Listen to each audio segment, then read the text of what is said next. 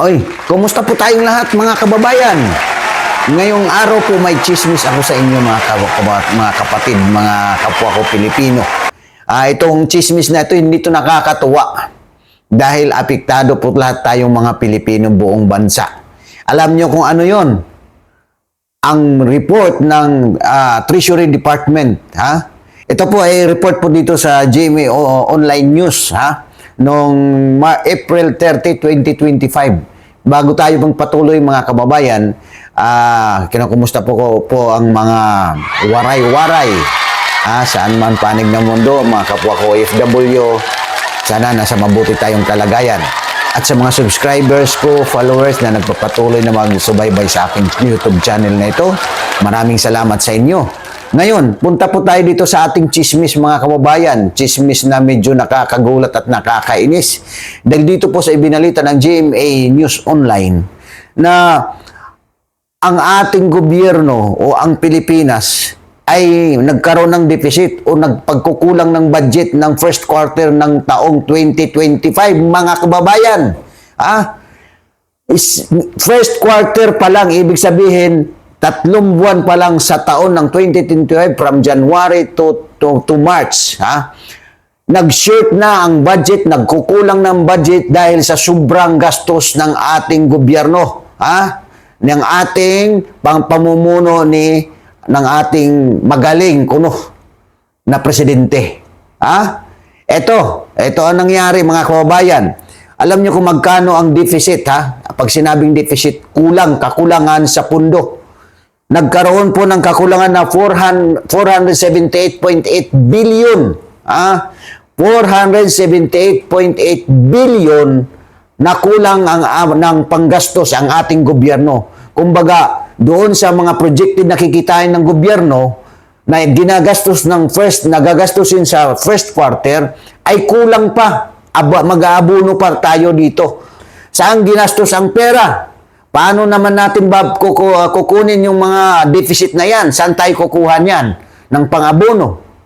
Ito mas masakit mga kababayan dahil nga ikinukumpara ito nung babasahin ko lang dito sa GMA News Online.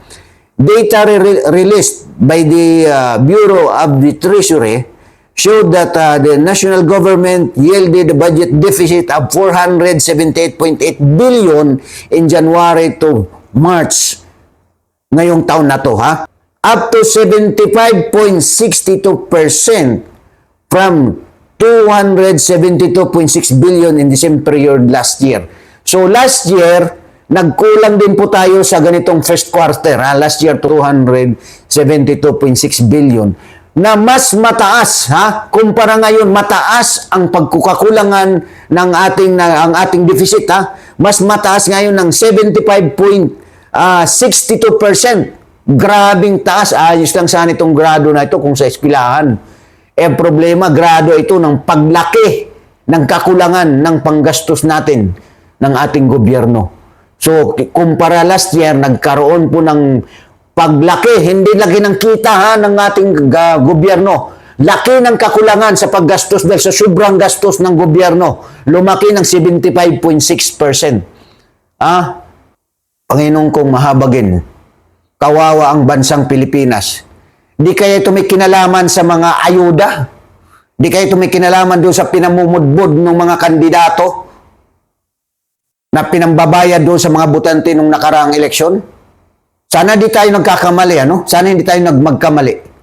Dahil kaya siguro lumaki ang deficit sa gastusin dahil nga dito sa questionably, isa dito, mamaya papakita ko siya ng reaksyon ng isang abogado na yun ang akala ko rin na kaya lumaki ang budget deficit dahil nga dito sa budget ng 2025 General Appropriation Act na may kaso ngayon ito na dinidinig sa Korte Suprema.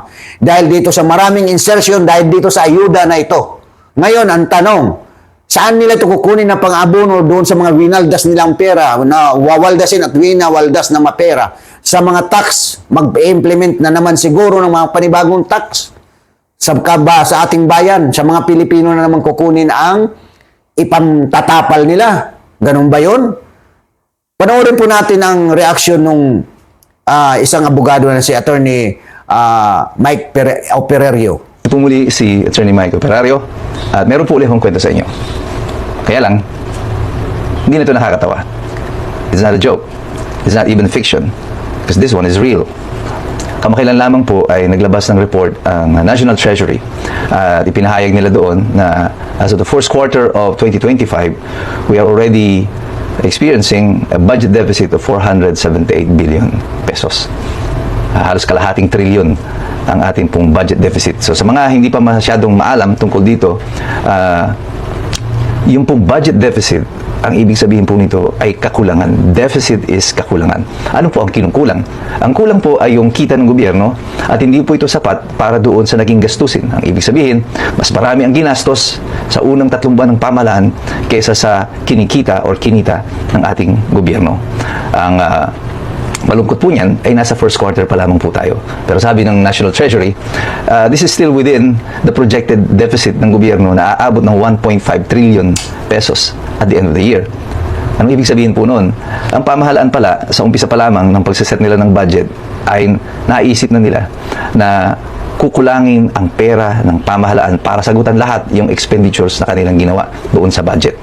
Ano po ba yung budget na yan? Yung budget po, ito yung natatandaan ninyo, pinag-uusapan sa Kongreso noon na nagkaroon ng lokohan, na kung saan nagkaroon ng insertions, na binago nila yung budget na isinumite ng Presidente. Ang tawag po dyan ay yung National Expenditure Program. Para po itong listahan ng proposal ng gobyerno ng Malacanang sa Kongreso, ano ang mga gastusin natin. Ibinigay ito sa Kongreso at ang duty dapat ng Kongreso dyan ay either i-accept, aprubahan, o di kaya i-disapprove ang budget. Pero ang ginawa ng pamahalaan ng Kongreso, binago nila yung budget, dinagdagan, siningitan at ginambol yung budget natin para mas magswak doon sa gusto nila ng mga gastusin para sa AKAP, sa TUPAD, sa mga proyekto, para sa kanilang mga distrito. Kanya po, ganito ang naging itsura ng budget natin ngayon. Kahit ang Malacanang mismo, si Bongbong Marcos, sinasabi niya na hindi niya alam kung paano niya may sasakatuparan yung budget na inuprobahan ng Kongreso, na marami pa nga blanco nung isinumite ito ng bicameral conference at bigla na lamang pong nakumpleto nung pinirmahan bigla ni Bongbong Marcos yung supposed enrolled bill. Ngayon, sa unang quarter, kinapos na ang gobyerno ng 478 billion pesos. Naisip siguro ng iba, paano kakapusin, di ba may budget niya? Ang budget po ay listahan lang. Yung pera para doon, hindi pa po natin kinikita. Hindi pa po yan hawak ng gobyerno. Projection lamang po, ina-assume lamang po ng gobyerno na meron tayong kikitain para sa panahon na ito. At yun ang ipantatapal natin doon sa ating mga gastusin. At ganun ang sitwasyon natin ngayon. Mas malaki ang ating nagiging gastusin kaysa sa kinikita ng pamahalaan. Ano ang implikasyon nito sa mga mamamayan? Well, kailangan ng gobyerno ng pagkukunan. Saan ito kukunan? Kamakailan lamang, nagpasa na naman sila ng mga bagong tax measures, ang karagdagang buwis. Tayo ang pasusukahin ng pera uli para bayaran natin yung kakulangan sa mga budget na yan na pinagagawa ng Kongreso. Yung expenditure nila, yung mga ayuda, AKAP, TUPAD, AIX, eventually, ito na nga, tayo rin ang magbabayad. Paano mangyayari kung hindi pa sapat yung buwis? Mangungutang na naman ang pamahalaan. Pero yung pangungutang po na yan has an inflationary effect. Kasi, mangungutang ka po ng pera, hindi para ilagay sa isang negosyo na kumikita. Ito po ay uutangin mo para lamang may panggastos at magpatuloy ang operasyon ng pamahalaan. Wala pong karagdagang kita ang gobyerno sa pangungutang nito. Ibig sabihin nito, magdadagdagan lang yung mga interest na babayaran po natin sa mga pagkakautangan natin. At mayroon pong inflationary effect yan. Because tumataas din ang interest na ating binabayaran sa mga bangko kung tayo naman po ay mangungutang. Ang business confidence po pagdating sa pamahalaan na baon sa utang, hindi ganun kaganda. Kaya mapapansin ninyo, kakaunti din lang ang mga foreign investors na pumapasok sa Pilipinas. Kaya itong sinasabi ng pamahalaan na 20 pesos na kilo ng bigas, per kilo ng bigas, hindi po mangyayari yan. At yung pagtaas ng presyo ng bilihin na sinasabi nilang matche-check nila, hindi po mangyayari yan. Maghanda po tayong lahat because we may be in for a great economic it's not yet collapse, but economic repercussion po para sa ating lahat dito sa sobra-sobrang paggastos ng pamahalaan ng pera ng taong bayan. Tayo po ang magsasuffer dito. Mga kababayan, naawa ako at natatakot sa mga pwedeng mangyari sa bansang Pilipinas sa susunod na mga araw. Dahil di naman lingid sa kaalaman natin at narinig natin ang reaksyon ng isang veteranong at batikang abogado na nabibisi ang gobyernong ito doon sa mga Duterte. Eto pa nga di ko alam kung drama lang pa ito mga kababayan na kung nakailan lang nung nakaraang ilang araw na nanawagan ang ating Pangulo na magbitiw ang mga lahat ng gabinete. Pero hindi, niritin din naman niya. Di ba? Niritin din naman niya. Ano yun, drama? So, mahalata mga kaibigan na walang seryosong pinagsasabi. Opinion lang ito natin bilang Pilipino. Walang seryosong pinagsasabi para sa kabutihan ng mga Pilipino. Dahil dito pa nga lang sa budget natin, mga kababayan, ito ang pinakamalaking gastos kumpara last year na nagkaroon tayo ng malaking deficit. Hindi naman ito fake news kasi sa Treasury Department mismo ang nagsasabi na malaki ang budget deficit ng first quarter ng taong ito. So, nasa first quarter pa lang po tayo ng salpukan sa 2025. Sablay na po tayo. At tama si Attorney Operario, hindi rin ako naniniwala diyan sa 20 kilos na bigas. Dahil ang 20 kilos na yan, malabong mangyari. Hindi dahil na magbabente ang kilo ng bigas, dahil na mababa ng mabilihin or nagmumura na, kalokohan yan mga kababayan. So, I hope mga kababayan, patuloy pa tayo magmasid, magmanman at maging alerto. Dahil marami po ngayon ang mga panlilinlang para hindi natin mapansin itong mga problema na ito namang nangyayari sa ating bansa. At sa susunod po, pasensya na po kayo at medyo matagal-tagal ako na hindi nakapag-vlog kasi nga isa po akong OFW at medyo busy sa trabaho. At pipilitin natin na magpatuloy tayo sa pag-upload. Hindi dahil para kumita, pero dahil may share at matulungan ko kayo na pareho tayo naghahanap ng katotohanan. Wala po tayo dito ang kinikilingan na sasabihin ang atin lang dito ay may parating sa ating kapwa Pilipino kung ano ang katotohanan at mag-research tayo kung anong katotohanan. Ang katotohanan ang magpapalaya sa atin, ang katotohanan ay libre po. Hindi po yan dapat magre-rely tayo sa ibang tao. So maraming salamat sa iyong panonood sa video ito at pagsusubaybay sa YouTube channel na ito.